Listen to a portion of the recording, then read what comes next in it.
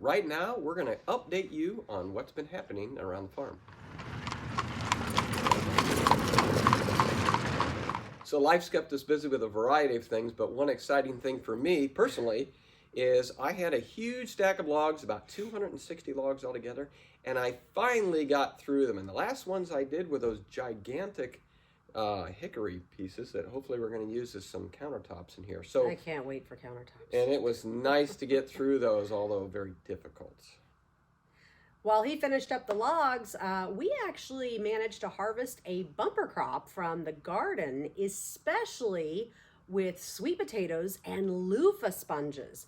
Those are pretty exciting. I haven't even gotten around to finish cutting them up, but we do have them. Well, it looks like our soil is actually better than we Yes. thought. So all that amendment we did last spring really helped out quite a bit. Absolutely.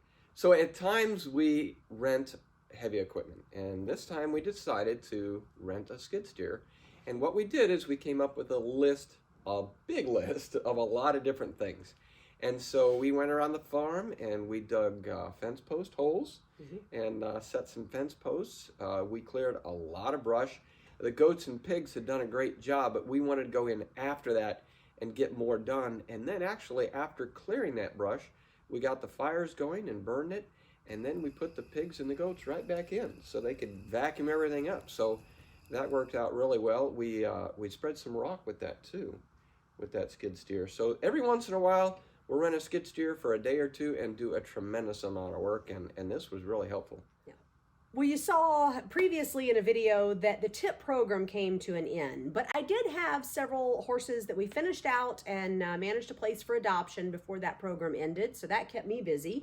And I was also able to take on a few horses, basically Mustangs that people adopted, and then they came here for training and gentling. So we were able to keep helping the Mustangs through that until winter hit and basically shut us down a bit. Yeah, well, everybody thinks we work nonstop, and we do sometimes, but we like to have a time out for fun. Had a lot of fun things, some birthdays that came up. Yeah. We were able to surprise our daughter and our son, And actually. our son, yeah. But it was really neat to surprise them at college because it's a long drive away, and they did not expect us to show up outside their door. It was so heartwarming to see Kyla and her big sister reunited. Yeah, when she ran into her arms and she just grabbed her and wouldn't let go. Poor girl. We also did some traveling around. The kids hung out and had a few adventures. So that's been a lot of fun, just taking some downtime. So some of you have been waiting for us to build Walipini number 2. We have found out that Walipini space has been tremendously helpful. We have repurposed it into multiple different things, mostly workshops, but we just recovered that again this fall. And it's held up beautifully to the windstorms we've had, despite its Rube Goldberg appearance. Yeah, it's just thrown together, but it seems to hold up really well. It's a great place. Well, we use it for drying clothes. We use it for painting things. We're going to be setting up a router sled in there. What a great workshop that's been. And eventually, when we get more progress on the house, it'll turn into the Walipini. But if you are waiting, don't forget we do have our book available. So if you're waiting for that Walipini and kind of what we're going to do, you can get most of the principles behind it in our book. You can find it in the description or in the link here. But in the meantime, these pictures kind of give you an idea of what the Walipini is going to look like. It'll just be a little more professional in the future. Not all the sawdust down there. Yeah. So the other thing is we have been working on the rain collection system. We have a video, for those of you who haven't seen it, when we installed the first row of gutters on the house, the pre-filter that goes into the cisterns and how it all works. Now we went back and we started painting trim on the barn. We got some gutters on the barn. We hooked up the water pipe, the downspouts, into an underground drain pipe that went into the system that we have already installed. Sean actually walks you through that process. Let's take a look at that. Yeah. Well, after 2 days of work, everything's looking good. And before I fill in the trench, I want to kind of go through the system from the beginning all the way to the end. So first we have the gutters up top. There's 39 feet of gutters and one downspout. That's about the limit you want to run for one single downspout. and it comes down here into this little attachment you can buy at the hardware store. It goes right into a 4-inch. You can get them for 3-inch and whatnot, but it's kind of nice because it takes the gutter and puts it right into your 4-inch PVC. Then the PVC drops about 32 inches from this point down to where it ties into the other line.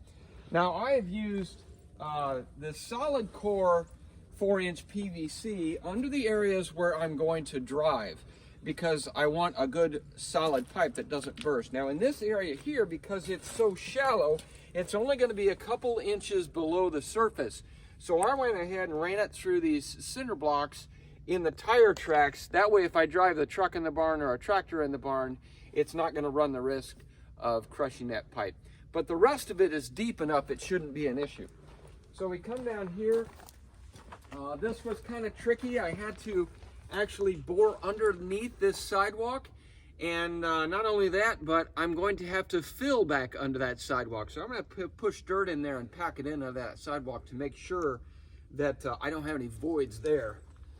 When we come to this corner, I have actually cut this extension in here. I cut the pipe short, the downspout short, and put this extension so that if I need to fill the cisterns on a dry spell, if I need to put water in the cisterns, I can do it from right here. I can just pop that out, put the hose in there, and fill the cisterns. Much easier than driving over to the cisterns, which are actually in the yard, and I don't want to drive over there.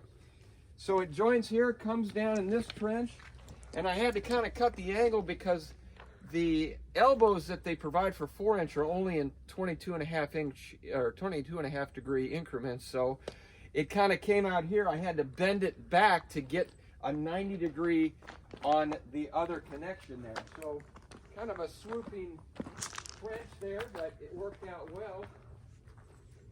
Once I hit this area, I have room for an extension here so that I can bring the other half of the house into this also. So I've already got that set up. I can just dig that out, pop that off, and enter with another 4-inch PVC.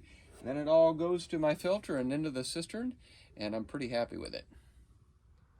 Well, the rains finally came, and boy, they came pretty torrentially. Geez. Yeah, so first flush, or the first rain we had was around 1.4 inches, and I really had to go clean out the filter because the first things to go through the gutter just brought all sorts of trash down there.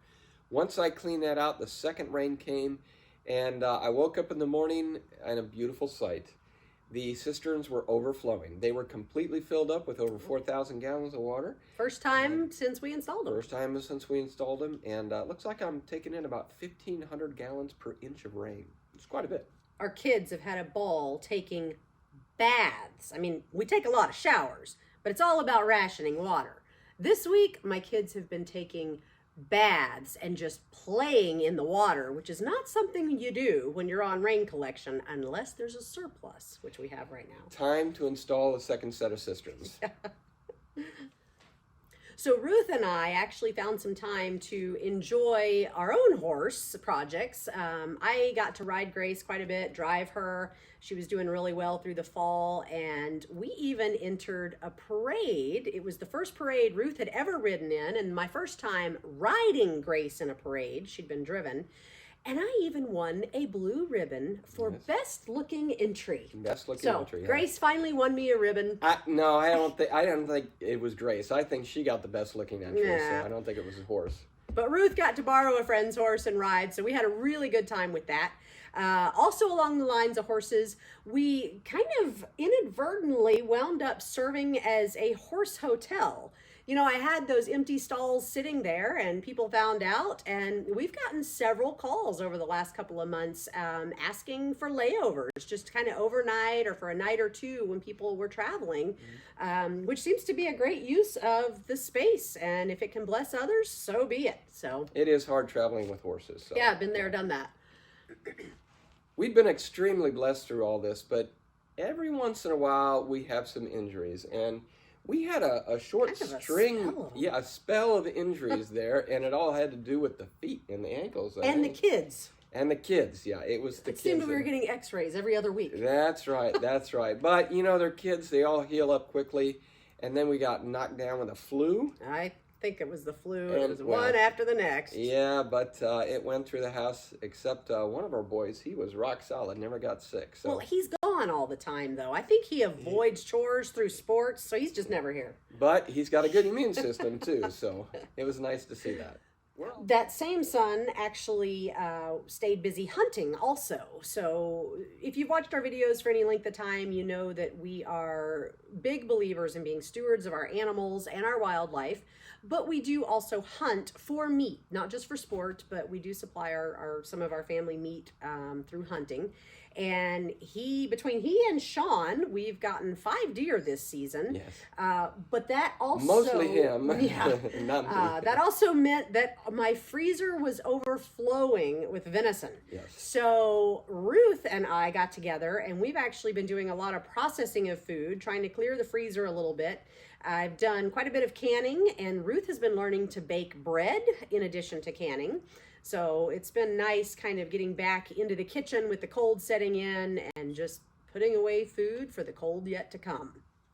Well, thanks again for watching this week. We hope you're updated on the farm and what we're doing here. Now, coming up, we've got a major change here on the farm, which we'll talk about next time. Very sudden, very unexpected. Sudden, and yes, very unexpected. But if you subscribe, you can stick with us and find out about it in the next video. And we also would like you to leave comments because we love those and everybody learns, not just us. We'll see you next time.